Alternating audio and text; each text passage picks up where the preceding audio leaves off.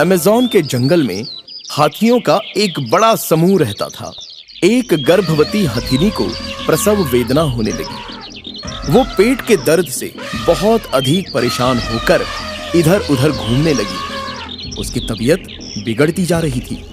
वो चिल्ला रही थी, लेकिन बच्चे को जन्म नहीं दे पा रही थी। वो जमीन पर लेट गई और असहाय होकर तड़पने लगी। उसने बड़ी परेशानी के बाद एक बच्चे को जन्म दिया। उसके बाद उसकी तबीयत लगातार बिगड़ती चली गई। बेचारे जानवर कितने मजबूर होते हैं। किसी भी हाल में उनका इलाज करने वाला कोई नहीं होता। सब कुछ भगवान के भरोसे चलता है। हथिनी अपने आप को संभालने की कोशिश कर रही थी, लेकिन सफल नहीं हो पा रही थी। उसने दर्द को सहते हुए अपने बच्चे को जी भर कर देखा और उसकी आंखों के आगे अंधेरा छाने लगा। लगातार अश्रुधारा बह रही थी। मेरे बच्चे, मेरे लाल, मैंने तुझे सिर्फ जन्म ही दिया है, पर माँ का फर्ज नहीं निभा पाऊंगी। मैं बहुत ही बदनसीब हूँ। मेरे बच्चे, हो सके तो मुझे क्षमा कर देना। हे भगवान, मेरा बच्चा तो अभी अभी पैदा हुआ है और हम दोनों का साथ हमेशा के लिए छूट रहा है। आप ही इसकी रक्षा करना। मैं अब। हथिनी ने कहते कहते अपनी आंखें मूंद ली। अपनी मां की मौत से अनजान बच्चा भूख के मारे बिलख रहा था। उसने तो अपनी मां का दूध भी नहीं पिया था। नन्हे बच्चे ने सदा के लिए अपनी मां को खो दिया। कुछ देर तक सन्नाटा छाया रहा। इसके बाद उसके पास कुछ सियार आ गए। अरे कमाल है, ऊपर वाले ने आज छप्पर फाड़ के दे दिया है। एक बेहोश हथिनी और साथ में उसका बच्चा भी है। अगर हथिनी को होश ना आए तो मजा आ जाए। पूरे जंगल के सियार भी आ जाएं तो भी खाना कम नहीं होगा। बच्चा तो बचना है, लगता है माँ बेहोश हो गई है। अरे ये हथिनी तो मर चुकी है। हमारा काम आसान हो गया है। हाथी का बच्चा उन जानवरों की नीयत से बेखबर मां को उठाने की कोशिश कर रहा था। एक सियार उन दोनों की तरफ बढ़ ही रहा था कि बीच में एक तगड़ा गोरिल्ला आकर खड़ा हो गया। अरे गोरिल्ला भाई, तुम कहां से यहाँ चले आए? तुम तो शाकाहारी हो, इसलिए हमारी दावत में आने का कोई फायदा नहीं है। गोरिल्ला बोला। अरे ओ सियार के बच्चे, मैं तुम्हारी खबर लेने के लिए आया हूँ। एक नए जन्मे हाथी के बच्चे को देखकर अपने आप को बड़े शूरमा समझ रहे हो। सियारों ने गोरिल्ला की बात को साधारण धमकी ही समझकर बड़ी गलती कर दी। इसके बाद गोरिल्ले ने आव देखा न ताव, सभी सियारों की पिटाई शुरू कर दी। अरे बाप रे, ये तो वज्र प्रहार कर रहा है। एक बार में दो दो घूंसे मार रहा है। अरे मेरी नाक, अरे मेरी नाक को तोड़ डाला रे। दूसरा सियार बोला। अरे मेरी तो आंखें फोड़ दी। ये गोरिल्ला है या कोई राक्षस है जो गोरिल्ला बनकर आया है? गोरिल्ला बोला। अब आगे आओ, दावत खाने आए थे। ये लो, धप धप धप, अब उठकर दिखाओ। सभी सियार वहां से अपनी जान बचाकर ऐसे भागे जैसे उनके पीछे कोई भयानक शेर पड़ गया हो। गोरिल्ला ने देख लिया कि हाथी की जान जा चुकी थी। उस बच्चे की तकलीफ देखकर गोरिल्ला समझ गया कि उसे भूख लगी है और दूध चाहिए। गोरिल्ले की समझ में ये नहीं आ रहा था कि एक इतने छोटे हाथी के बच्चे को क्या खिलाया जाए। गोरिल्ले ने चारों तरफ नजर दौड़ाई। उसे एक बड़ी नील गाय आती हुई दिखाई पड़ी। आओ आओ, इधर आओ, मुझे तुम्हारी सहायता की आवश्यकता है। नील गाय वहां पहुंच गई और हथिनी के बच्चे को ध्यान से देखने लगी। नील गाय बोली। कहो, क्या बात है? देखो बहन, इस हाथी के बच्चे का अभी अभी जन्म हुआ है। इसकी माँ अब इस दुनिया में नहीं रही। ये भूख से तड़प रहा है। अगर इसे दूध। ये तो बहुत दुखद है। यह बहुत भूखा है। कोई बात नहीं, मैं इसे अपना दूध पिलाऊंगी। इतना कहकर नील गाय उस हथिनी के बच्चे को अपना दूध पिलाने लगी। बच्चे का पेट तो नहीं भरा, लेकिन उसे कुछ हद तक राहत मिल गई। वो हाथी का प्यारा बच्चा उस नील गाय के साथ ऐसे घुल मिल गया जैसे वो उनके ही परिवार का एक हिस्सा हो। गोरिल्ला बोला। ये बच्चा बड़ा प्यारा है। हम इस प्यारे गोल मटोल बच्चे को भोला कहकर बुलाएंगे। गोरिल्ले और नील गाय का पालन पोषण पाकर भोला धीरे धीरे कुछ बड़ा होने लगा। वो दूसरे जानवरों के बच्चों के साथ खेलता कूदता और मजे करता रहता था। वो काका गोरिल्ला के साथ भी खूब मस्ती करता था। काका, अब मैं कुछ बड़ा हो गया हूँ, अपने पैरों पर खड़ा हो गया हूँ। अगर आप कहें तो मैं जंगल में दूर दूर तक जा सकता हूँ। भोला बेटा, तुम अभी इतने भी बड़े नहीं हुए हो कि कहीं भी अकेले आ जा सको। तुम्हें जहाँ जाना हो मेरे साथ चल सकते हो। जंगल में बहुत खतरे होते हैं। भोला बोला। ठीक है काका, मैं तैयार रहूँगा। कुछ देर के बाद भोला अपने गोरिल्ला काका के साथ नदी किनारे घूमने के लिए चल दिया। चलते चलते वो नदी किनारे पहुंच गए। गोलू ने गोरिल्ला काका के साथ कुछ फल खाए और पास ही खेलने लगा। अचानक तेज हवाएं बहने लगी, तूफान आ गया।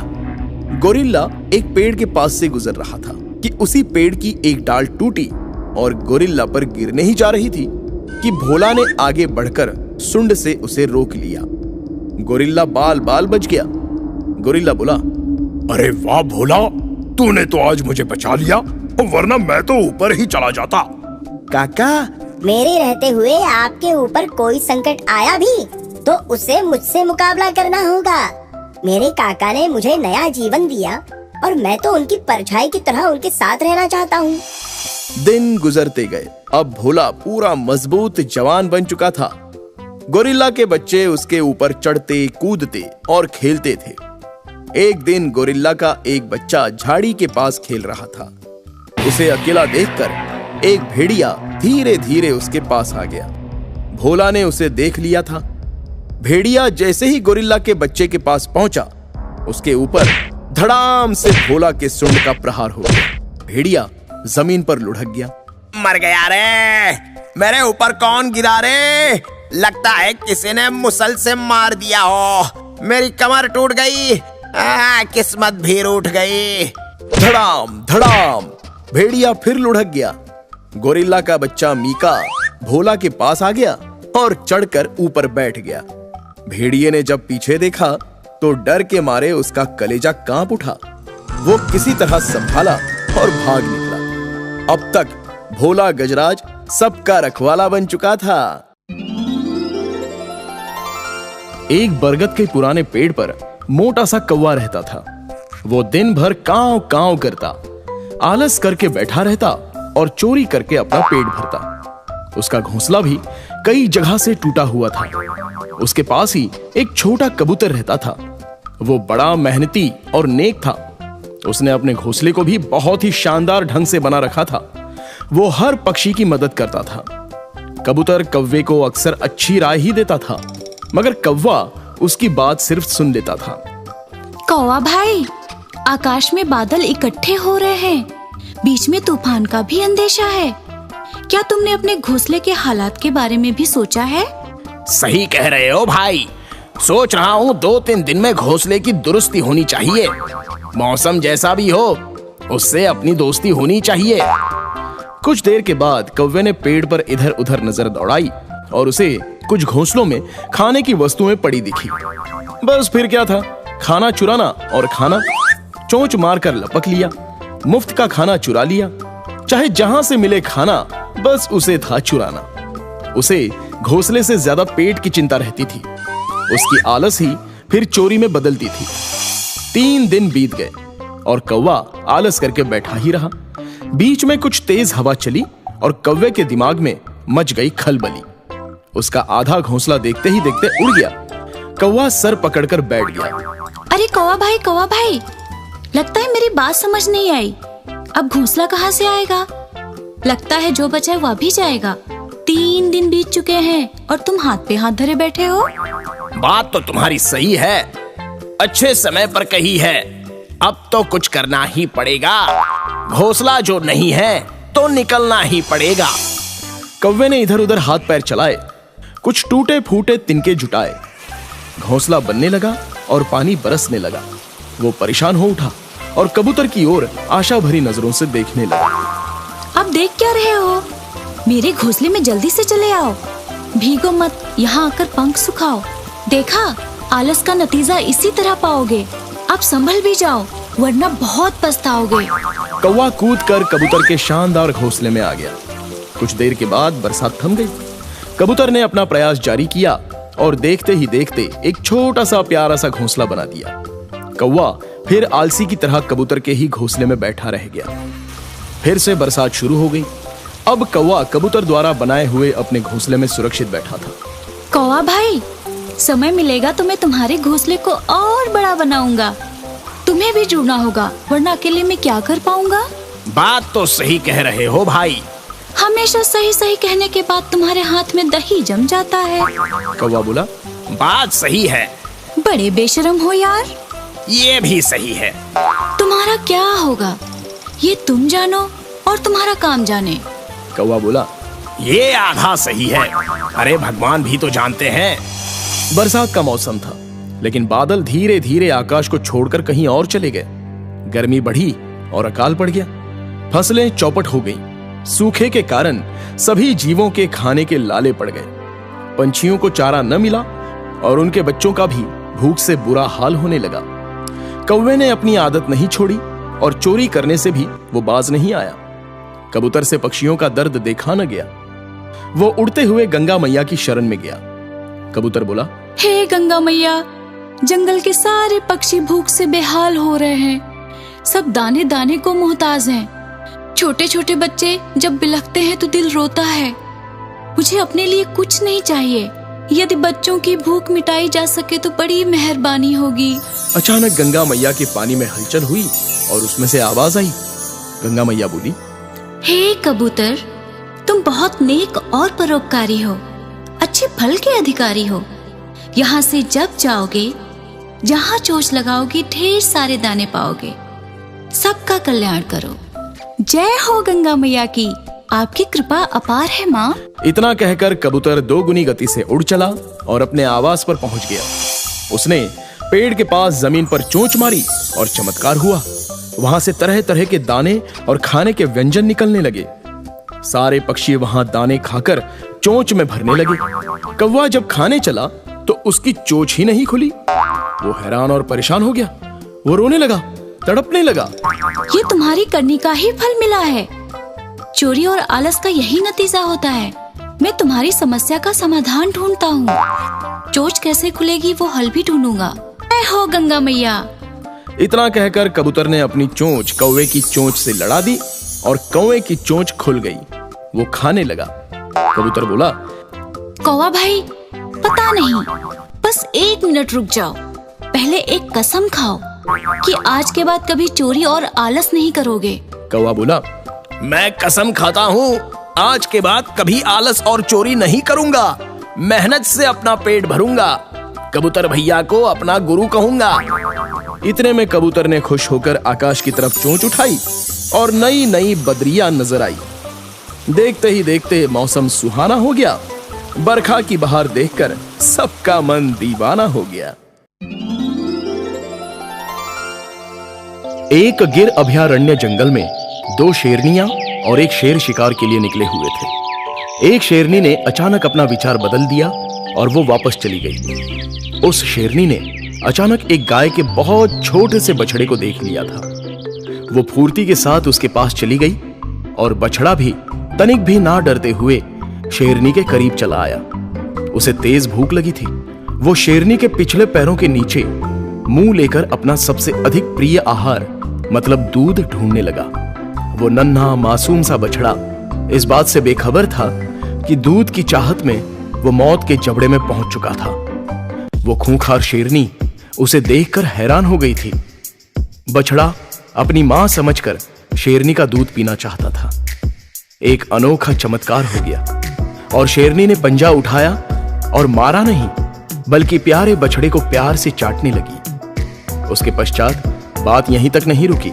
वो शेरनी अपने स्थान पर खड़े होकर उसे अपना दूध पिलाने लगी और अपना प्यार और ममता लुटाने लगी। उसकी ममता जादुई ढंग से जाग चुकी थी। शेरनी जान गई थी कि वो नन्हा बछड़ा भूख से बेहाल है। बछड़े को दूध पिलाने में उसे बड़ा आनंद आ रहा था। शेरनी ने कहा, प्यारे बच्चे, तुम्हें भूख लगी है, आओ दूध पी लो जितना मन हो। शेरनी ने बछड़े को दूध पिलाते पिलाते सोचा कि आखिर इसकी मां कहां होगी। इतने छोटे से बच्चे को अपनी मां के पास होना चाहिए था। ये बिछड़ कैसे गया? शेरनी आसपास देखने लगी, लेकिन उसे कोई नजर नहीं आ रहा था। बस सामने से एक सियार चला आ रहा था। उसने सियार से प्रश्न किया, क्या तुमने किसी गाय को देखा है आसपास? सियार ने कहा, हाँ, अभी कुछ देर पहले एक शेर और शेरनी ने मिलकर एक गाय को मार दिया है। यह नन्हा सा बछड़ा उसी गाय का बच्चा है। मैंने इसे जन्म लेते समय ही देखा था।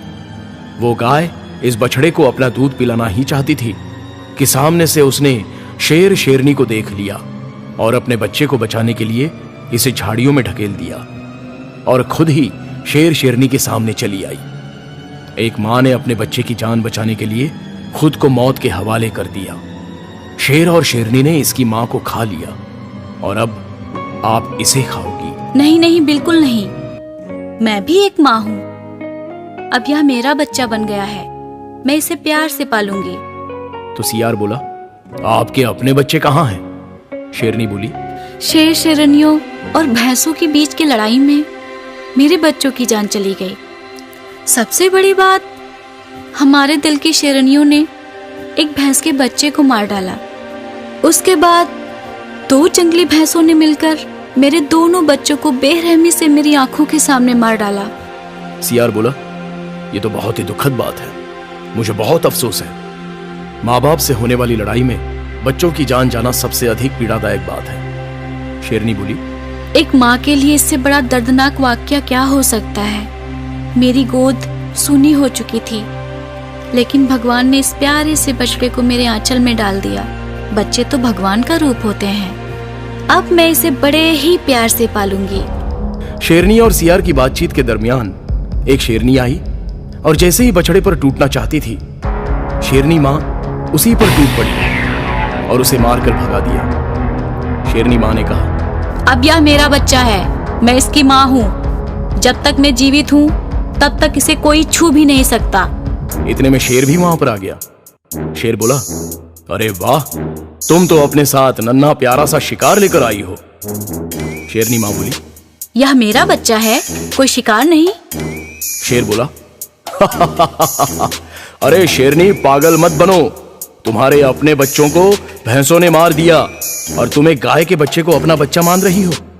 इसे भी खत्म कर दो। एक शेरनी बोली, हाँ, इसकी माँ हो। तुम बताओ इसे कब तक बचाओगी?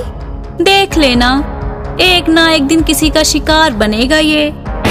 शेरनी माँ बोली, चुप रहो। तुम सभी मेरे बच्चे के बारे में इस तरह की बात को दोबारा मत करना। यह मुझसे मेरी जान से भी ज्यादा प्यारा है। शेर ने कहा, शेरनी होकर ऐसी बातें कर रही हो? अब सुन लो, हमारी एक शर्त है।